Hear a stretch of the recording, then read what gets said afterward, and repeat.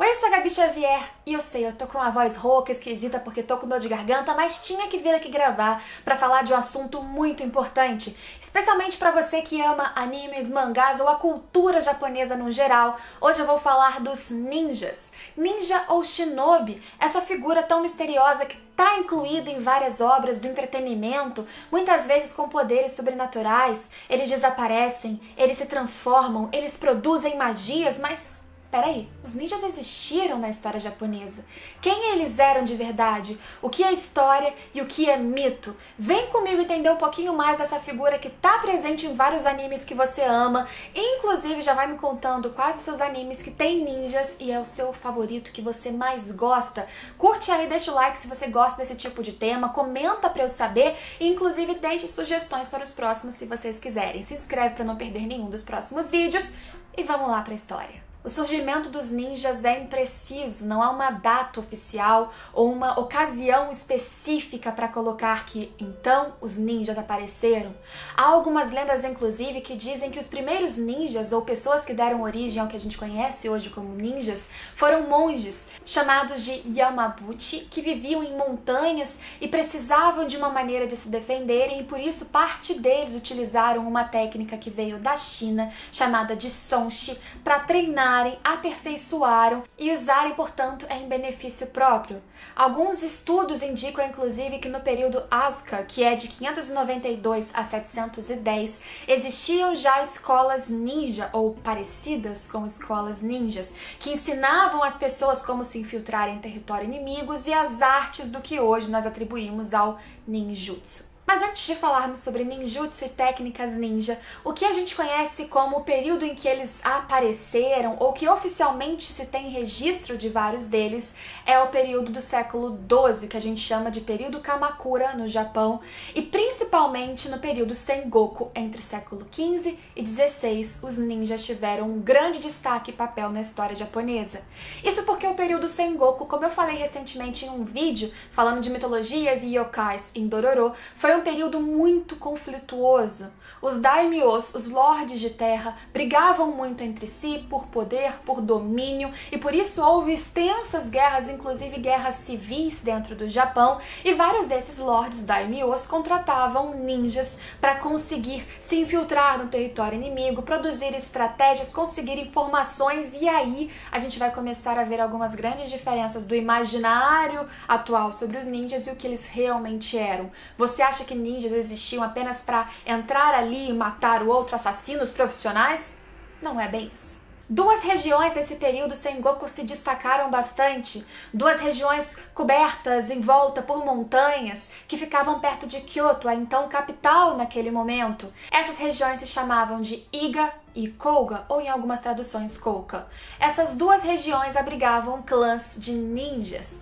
Clãs muito conhecidos pelas suas habilidades e vários deles então que atuavam naquela época num esquema de mercenários, ou seja, eles eram na verdade pagos para trabalhar para certos daimyos, certos lordes, e eles eram leais sim a esses lordes enquanto eles estivessem trabalhando para eles, mas nada impedia que eventualmente no futuro aqueles que eles serviam fossem então o seu novo alvo ou alvo do seu novo daimyo naquele ponto. Essas duas regiões, Iga e Koga, tinham seu próprio sistema de defesas e o seu próprio treinamento, que era passado de geração em geração. Muito do que se sabe sobre os ninjas dessa época é por causa de materiais encontrados do clã Iga, que foram encontrados há não tanto tempo assim, principalmente o que é chamado de Bansen Shukai, uma espécie de bíblia que foi encontrada em 10 volumes diferentes dentro do território de Iga. Através desse material que a gente descobre que os ninjas, eles eram mestres do disfarce, mestres da ocultação, infiltração e não assassinos em série. Ninjas deveriam saber o melhor momento para entrar, a melhor forma de sair sem serem notados. Eles precisavam conseguir certas informações e saber extrair informações das pessoas também. Ninjas muitas vezes se disfarçavam de pessoas comuns ao longo do dia. Segundo esse material do clã Iga, existiam pelo menos 7 personas para cada ninja, ou seja, 7 papéis que eles poderiam desempenhar como disfarce, seja como um comerciante, um monge, um samurai, inclusive. Muitas pessoas não sabem, mas vários samurais também eram ninjas. Muitas pessoas fazem essa diferenciação porque samurai é eternamente leal apenas a um lorde, e os ninjas nesse período especificamente, eles tinham essa lealdade que transitava de um para outro. Então por isso até cresceu uma fama em cima dos ninjas de que eles eram desonrados, de que eles não seguiam o caminho do guerreiro ou o código de lealdade dos guerreiros japoneses, os samurais, chamado de Bushido, que tinha entre um dos seus lemas o Chu, que é justamente o código de lealdade, mas não é bem assim. Segundo o que se viu no Bansen Shukai, esse material então que anotava toda a história, normas, técnicas e ensinamentos do clã Iga, um clã de ninjas, uma das primeiras falas e o que deveria existir acima de tudo para qualquer um desses ninjas treinados era a mente correta acima de tudo.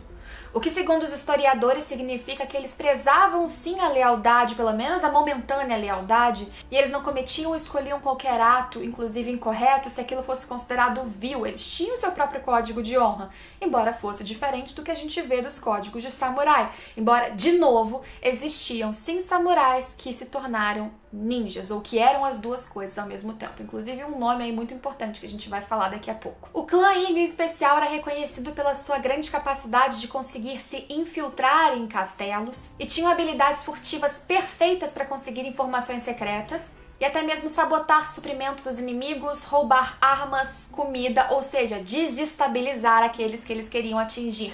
Sem matar, veja só. O clã Koga tinha uma das escolas mais famosas de ninjutsu. E o ninjutsu, por definição, olha, talvez você se surpreenda, mas não é uma técnica marcial.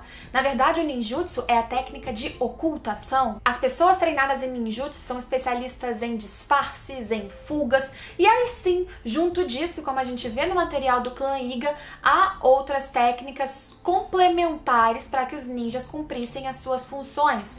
Mas até quando se fala de armas, as armas, segundo os manuais, não eram feitas ou, pelo menos, não prioritariamente utilizadas para ataque ou para matar. Elas eram muito especiais e muito importantes para fuga. Alguns exemplos das armas que eram usadas mesmo existiam nessa época dos ninjas era a tão famosa Shuriken, essa estrela que muitas vezes a gente vê de novo em animes, em histórias, sendo jogada contra os seus inimigos, e já nesse manual falava que ela era muito boa para jogar e conseguir fugir em seguida, ou seja, ela não era prioritariamente para matar ou usada rapidamente, sobretudo antes de qualquer outro pensamento. Kunai, que é uma faca curta, e também straps, que eram utilizadas para jogar no chão e também facilitar a fuga, sem que o inimigo conseguisse o perseguir, se fosse necessário. E eu tô sempre falando aqui que eles priorizam fugir, que eles tentam não lutar, mas deixa eu explicar isso pra vocês.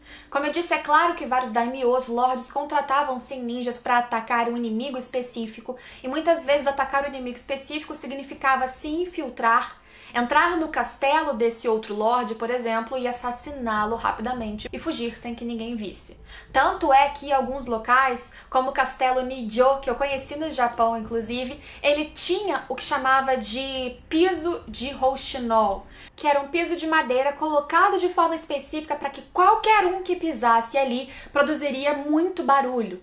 Então não teria um grande risco de um lorde daquele castelo sofrer um ataque sem que ninguém visse. Se um ninja chegasse ali furtivamente, o seu passo seria identificado pelo barulho. Então existia esse medo. Mas o que se vê tanto no Bansen Shukai, o manual do clã Iga, e em vários outros detalhes e fatos que são encontrados por historiadores, é que os ninjas priorizavam, acima de tudo, estratégia. Intelecto e estratégia eram dois pilares muito importantes para os ninjas, que evitavam sim ao máximo confronto físico, especialmente com um ou mais inimigos fortes. Caso eles precisassem enfrentar esses inimigos, é claro que o corpo deles tinha um preparo muito grande. Eles tinham flexibilidade, rapidez, leveza. Existe também o taijutsu, que eram técnicas marciais especificamente, caso eles precisassem lutar. Os manuais incluíam as armas e formas de ataque se necessário, mas conseguir extrair informações e desestabilizar o inimigo sem iniciar um grande confronto, como a gente vê nos filmes, que de repente surgem os ninjas e a guerra começa, uma luta gigantesca,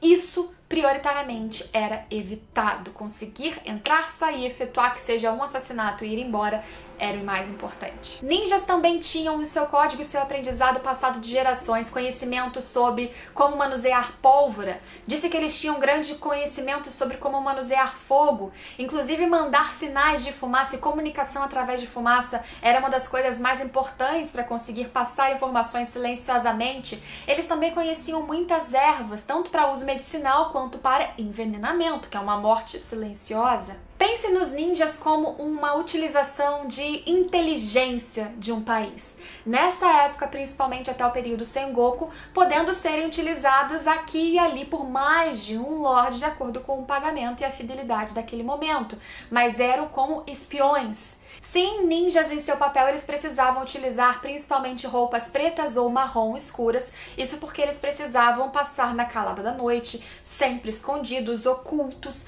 mas não se engane, eles também pegavam informações durante o dia, dessa forma a paisana, escondidos em papéis diferentes da sociedade. E aí tá uma habilidade interessantíssima dos ninjas também, de acordo com o que eles precisavam ser, se eles fossem um monge que toca certo instrumento, eles precisavam aprender a tocar aquele instrumento muito bem. Para cumprir cada um dos seus papéis, segundo o clã Iga, cerca de 7 papéis, eles precisavam de habilidades, inclusive do dia a dia, para trabalho, para comércio, atuações perfeitas, e eles sabiam muito bem fazer isso. A vida para os ninjas começou a ficar mais difícil, especialmente para esses dois clãs, Iga e Koga, que tinham disputas internas entre os próprios ninjas, mas eles enfrentaram o pior momento com a ascensão de Oda Nobunaga no Japão. No final do período Sengoku, Oda Nobunaga queria unificar um Japão tão dividido e cheio de conflitos por guerras, disputas, mortes. Um dos seus principais desafios, e a quem ele começou então o confronto, foram justamente esses dois clãs da região de Iga e Koga. Koga foi rapidamente dominada, mas Iga demandou um certo esforço e mais de um embate muito sangrento, o que levou os ninjas a uma redução muito grande. E logo após Oda Nobunaga morrer, veio então o período Edo com o shogunato do Ieyasu Tokugawa. E o shogunato Tokugawa, o período Edo, trouxe uma estabilidade muito grande para o Japão e os ninjas foram realocados nesse período de mais calmaria do país para um uso diferente. A partir do começo de 1600, então, os ninjas começaram a atuar como uma espécie de polícia secreta do shogunato Tokugawa. Foi nessa época, inclusive, que surgiu o mais famoso ninja, talvez, chamado de Hattori Hanzo. Hanzo, que faz referência, tanto historicamente como apenas de nome ou estética, em vários animes, filmes e jogos que a gente conhece. Começando por jogos como Nioh, até animes como, obviamente, Naruto, Hunter x Hunter, Basilisk e até em filmes de Hollywood como Kill Bill. Hattori Hanzo era um samurai e já servia a família de Ieyasu Tokugawa antes do período Edo, e no período Edo ele atuou como um ninja muito importante para diversas situações do Ieyasu Tokugawa. E nesse momento da história, os ninjas então eles eram leais a um lorde fixo. Antes, eles eram pagos, eles serviam a certas demandas, podendo atuar contra o mesmo lorde que os contratou no futuro. Nesse período, não. Eles eram a polícia secreta, se é que a gente pode chamar assim, de um lorde, de um daimyo ou de um shogun específico. Foi a partir do período Edo também que os ninjas começaram a escrever eles mesmos manuscritos sobre as suas habilidades, a sua história, a sua função, as suas técnicas, e grande parte desses manuscritos foram materiais que deram origem a histórias, folclores, a teatro kabuki, e o imaginário popular até hoje ampliou muito as lendas sobre eles, que, como a gente viu desde o início, fizeram com que aparecessem ninjas em histórias fantásticas, com poderes misteriosos, e óbvio que muito do que eles usavam de fogo, de pólvora, de fumaça para desaparecer, as suas habilidades furtivas aumentaram muito todas essas histórias, porque os ninjas escondiam muito bem quais eram seus propósitos, quais eram seus treinamentos, onde eles estavam, para quem eles trabalhavam, como eles surgiam e como eles desapareciam.